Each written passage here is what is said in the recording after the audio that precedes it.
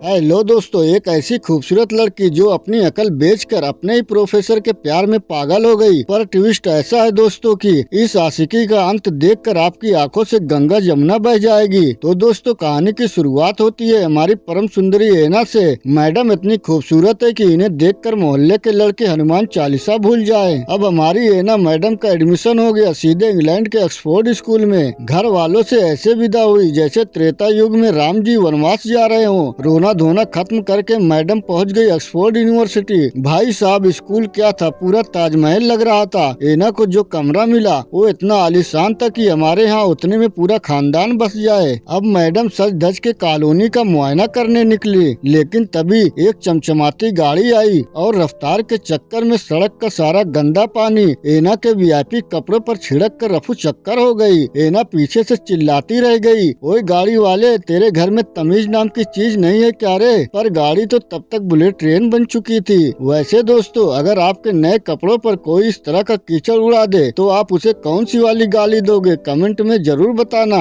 कपड़े गंदे होने के बाद गुस्से में तमतमाई है ना एक रेस्टोरेंट में घुसी कि कुछ खा पी ले, कलेजे को ठंडक मिल जाए। तभी वहाँ एंट्री होती है एक लवंडे की जिसका नाम जेमी है। ये दिखने में तो हीरो है पर हरकतें इसकी भी थोड़ी हिलाने वाली है। एना आराम से बैठी थी कि उसकी नजर बाहर खड़ी उसी कीचड़ उड़ाने वाली गाड़ी पर पड़ी। एना का पारा सातवें आसमान पर चला जाता है। उसने जेमी को दबोच लिया और बोली, अबे ओ अकल के अंधे, गाड़ी चलाते हो या भैंस? मेरे पूरे कपड़े खराब कर दिए। जेमी ठहरा थोड़ा मजाकिया और ठीक किस्म का आदमी। वो दांत चियारते हुए बोला, ओहो सॉरी डार्लिंग, गलती से मिस्टेक हो गई। एना को क्या पता था कि जिससे वो लड़ रही है वही आगे चलकर उसका दिलबर जानी बनने वाला है। अगले दिन एना का क्लास में पहला दिन था। वहाँ उसे मैगी और चार्ली नाम के दो प्राणी मिले जो तुरंत इसके लंगोटिया यार बन गए। लेकिन असली झटका तो तब लगा जब क्लास में प्रोफेसर की एंट्री हुई। भाई साहब, ये प्रोफेसर कोई और नहीं बल्कि वही कीचड़ बहादुर जेमी था। एना का मुंह खुला का खुला रह गया। लो कर लो बात, जिससे कल सड़क पर दो दो हाथ किए थे वही आज मेरी लंका लगाएगा। अब जेमी क्लास में पढ़ा तो कम रहा था, स्टाइल ज्यादा मार रहा था। उसका ये शायराना अंदाज एना को अंदर ही अंदर भा गया। जेमी ने एना को एक शायरी पढ़ने को कहा और पूरी क्लास को होमवर्क दे दिया। कल सब एक एक कड़क शायरी लिख कर लाना वरना क्लास से बाहर मुर्गा बनवाऊंगा। क्लास खत्म हुई तो जेमी ने एना को कोने में बुलाया और बोला, देखो मैडम, वो गाड़ी वाले कांड के लिए सच में सॉरी। अभी दोनों की नैन मटक्का वाली बातें शुरू हुई थी कि अचानक बीच में टपक पड़े जेमी की गर्लफ्रेंड निक्की। माहौल ऐसे बदला जैसे गर्म तवे पर पानी डाल दिया हो। एना वहाँ से 9-2-11 हो गई। अगले दिन एना अपनी खुद की लिखी शायरी लेकर सीधे प्रोफेसर के केबिन में घुस गई। शायरी का ज्ञान कुछ ऐसा था कि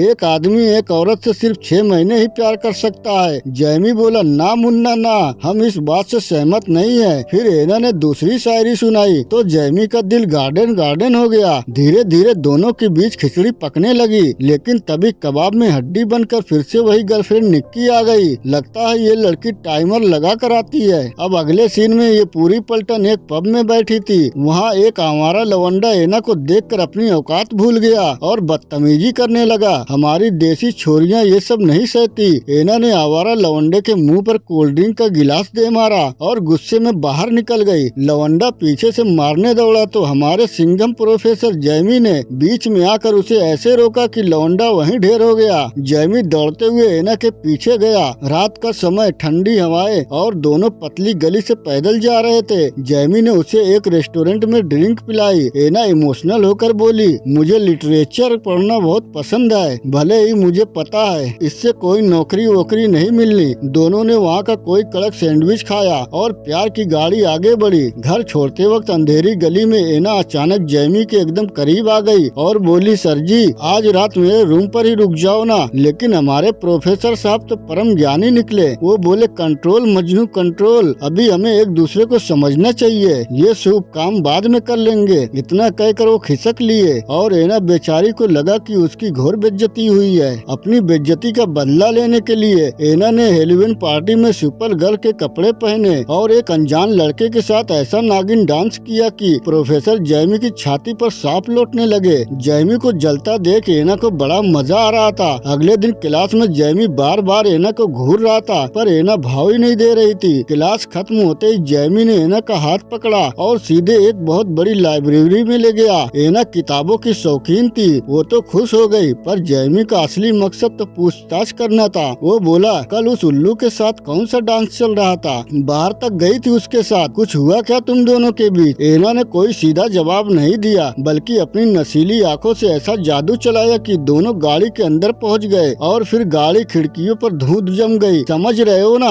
काम तमाम होने के बाद जैमी बोला, देखो एना, इसे दिल पर मत लेना, हम बस टाइम पास और मस्ती कर रहे थे। एना ने भी कह दिया, हाँ हाँ, मैं कौन सा तुम्हारे साथ साथ फेरे लेने के लिए सपने देख रही हूँ। दिन बीतते गए, दोनों रोज नई नई जगहों पर जाकर चुम्मा चाटी और रोमांस करने लगे। लेकिन अचानक जैमी का बर्ताव बदलने लगा। एक दिन वो एना को अपने घर ले गया, जहाँ पता चला कि जैमी का भाई कैंसर से मर चुका था और जैमी डिप्रेशन में था। अगली सुबह जैमी अजीब हरकतें करने लगा और लाइब्रेरी का बहाना बनाकर निकल गया।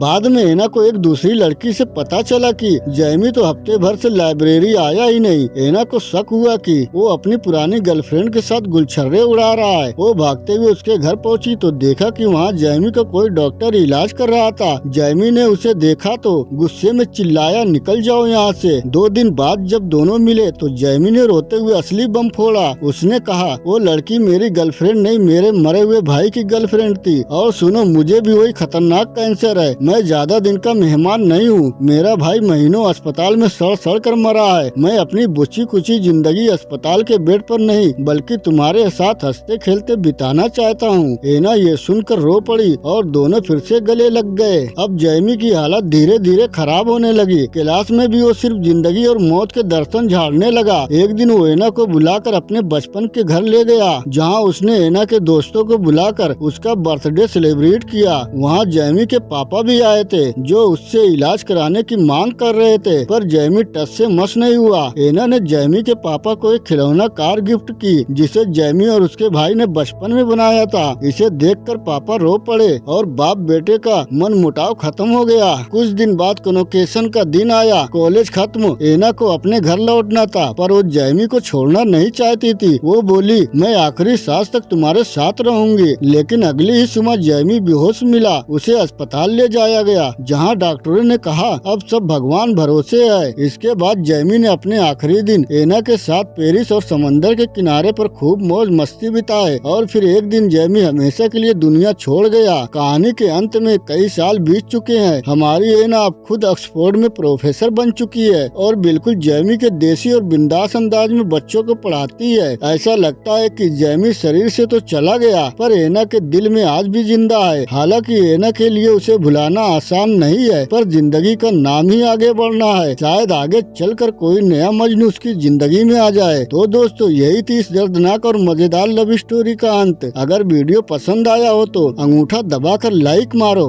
चैनल को सब्सक्राइब करो और घंटी बजाना मत भूलना। मिलते हैं अगली कड़क वीडियो में। तब तक के लिए bye bye, take care, thank you for watching.